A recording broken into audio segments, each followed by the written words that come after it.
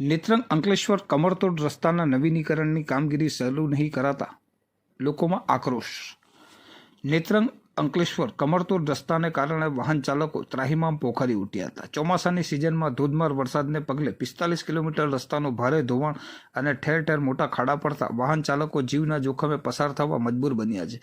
ઉડતી ધૂળની ડમરી અને રોજ રોજ બનતી ગમખ્વાર અકસ્માતની ઘટનાને પગલે વાહન ચાલકોમાં ભારે આક્રોશ ભભૂકી ઉઠ્યો હતો. તેવા સંજોગોમાં ભરૂચ સાંસદ મનસુખભાઈ વસાવા અને ઝઘડિયાના ધારાસભ્ય રીતેશભાઈ વસાવાએ રાજ્ય સરકારમાં રસ્તાના નવીનીકરણ માટે લેખિત મૌખિક રજૂઆત કરતા સરકારે તાંત્રિક મંજૂરી આપી હતી. તમામ ઘટતી કામગીરી પૂર્ણ કરીને Shivalay infra project private limited company વડોદરાને વર્ક ઓર્ડર આપતા 50 કરોડના ખર્ચે 18 માસમાં રસ્તાની કામગીરી પૂર્ણ કરવાની રહેશે. રસ્તાના નવીનીકરણની કામગીરી દિવાળી પછી કામગીરી શરૂ કરાશે તેવી ચર્ચા હતી, પરંતુ દિવાળીના તહેવારોને પૂર્ણ થયાને લાંબો સમય પસાર થઈ ચૂક્યો છે, તેમ છતાં કામગીરી શરૂ કરાઈ નથી. એક અધિકારીએ જણાવ્યું હતું કે ખાતમુહૂર્તની વિધિ સંપન્ન થયા પછી રસ્તાની કામગીરી શરૂ કરવામાં આવી શકે તેમ છે.